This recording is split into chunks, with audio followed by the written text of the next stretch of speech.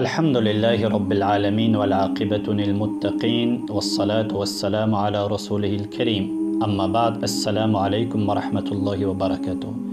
بعد حمد الله سبحانه وتعالى ودرود بپیامبرمون محمد صلى الله عليه وسلم. این رد ما برای کسانی که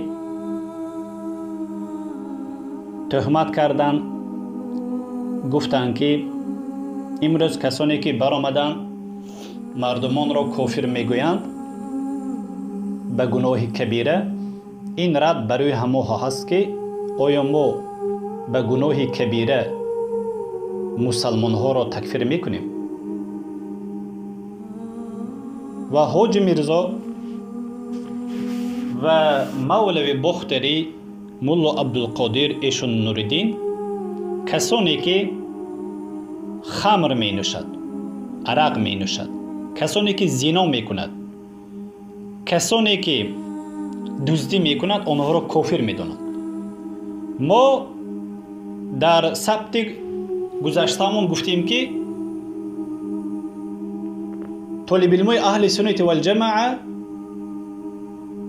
باذن الله سبحانه و تعالی تهمت نخواهد کرد و این سخنهایی که آنها زده ایستاده است البته از طالب علم اهل سنت والجماعه، از سخنهایی که از دهان آنها برآمده است، از خود آنها برای خود آنها جواب میدهد.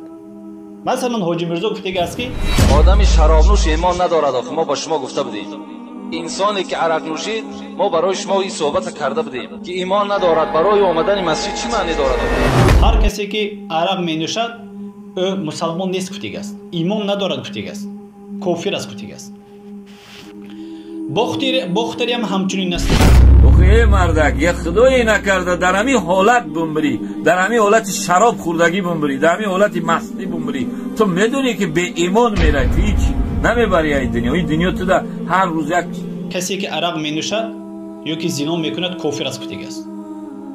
یا که ملا عبدالقادر اینم هر شخصیتی که اگر شراب بنوشه یعنی از شراب استفاده ببره، نور ایمان از دل این شخصیت بیرون میشه. حتی در روایت دیگر پیغمبر بزرگوار گفتن که انسان عرق نوش در حالت عرق نوشش ایمان در بدنش نمیشه، ایمان از بدنش بیرون میشه. ایمان ندارد گفته است. و ایشان نوردین هم پیغمبر خدا گفتن لا یزنی الزانی حین یزنی و هو مؤمن، در وقت زنا کردن ایمان از بدن شما جدا می شود. ای زناگارا شما مسلمان نیستید. همچنین در نوارهایش میگوید که هر زمانی که انسان بنده مسلمان شراب می نوشد او مسلمان نیست گفته است. یعنی مسلمان نیست گفتگی هست، او کافر است گفته نگه. پس اگر یک شخص گفت که او مسلمان نیست، آیا از این سخنی او فهمیده میشد که او مسلمان است؟ مگر البته نه. مسلمان نیست ایمان ندارد یعنی کافر است گفته نگه.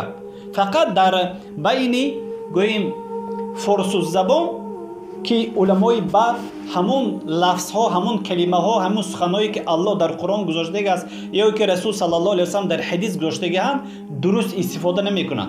مثلا میگن که مسلمان نیست میگن، یا که ایمان ندارد میگن. نه قل یا ایها الکافرون، یا که کفرنا بکم. کسی که مثلا به نواقض اسلام گرفتار شد، به شکننده‌های اسلام کافر است میگوییم. یا که مثلا این به گناه کبیره تکفیر دارد. عن ابی هریره قال رسول الله صلی الله علیه و سلم لا یزنی الزانی حین یزنی وهو مؤمن ولا يسرق حين يسرق وهو مؤمن ولا يشرب الخمر حين يشرب وهو مؤمن. از ابو هریره الله راضی باشد از او گفت رسول الله صلی الله علیه و سلم زنا نمی کند بنده وقتی که او زنا کرد آیا مؤمن است؟ و دزدی نمی کند بنده زمانی که دزدی کرد او مؤمن است؟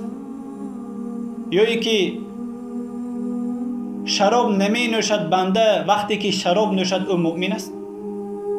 ترجمه حدیث هم خیلی است. اما شرح حدیث علماء چی گفتن؟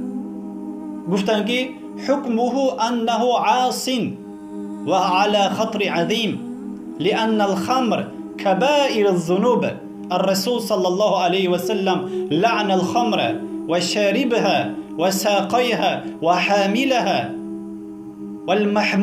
والمحمولة إليه وبايعها ومشتريها وآكل ثمنها شرها العظيم. پیامبر صلی الله علیه و سلم البته حکم این حدیث خیلی که علما بیان کردن البته او گناهکار می شود و بر خطر بزرگ است، زیرا البته خمر یکی از گناههای بزرگ است. رسول صلی الله علیه و سلم لعنت کردند کسانی که می نوشد، کسانی که می برارد همین چیز را، بردارنده این، برنده این، فروشنده و خرنده این و خورنده مال این عرق. یعنی پیامبر صلی الله علیه و سلم بدی این را بیان کردند. چگونه ای که اهل سلف بیان کردند که ابو زرعة الرازی و ابو حاتم الرازی وفات کننده 266 هجری انسانها را ما به گناه کبیره تکفیر نمی کنیم. به گناه کبیره انسانها را تکفیر کرده نمی شود. اگر آنها توبه نکرده از دنیا روند، این در مشیت الله سبحانه و تعالی هست. اگر آنها را خواهد الله می بخشد، اگر الله نخواهد نمی بخشد. برای همین سبب تکفیری این خود حاجی میرزا هست، تکفیری این ایشان نوردین است، تکفیری این ملا عبدالقادر است و تکفیری این مولوی بختری است. اگر به فهمش این همین حدیث رو به فهمش مولوی بختری و حاجی میرزای و امثال همه ها گیریم، امروز در گوییم در منطقه مسلمان نشین چقدر آدم عرق می نوشد، شراب می خورد. یعنی بسیاری آدم، بسیاری انسان ها شراب می نوشند. از این بر میاد که تمام آنها کافر هستند. تکفیری حاجی میرزا، تو خودت تکفیری هستی. سبحان الله، تو تهمت میکنی. خودی مخلصای حاجی میرزا نظر کنین که حاجی میرزا استاد شما چی گفته ایستاده است؟ تکفیر کرده ایستاده است کسی که گناه بزرگ میکند. اعوذ بالله من ذلک. و توبه بکن، اصلاح بشه و توبه بکن، به سوی الله بازگرد. ای علمای بد، توبه بکنید، به سوی الله بازگردید. انسانها را به گناه بزرگ تکفیر نکنید. و آخر دعوانا ان الحمد لله رب العالمین.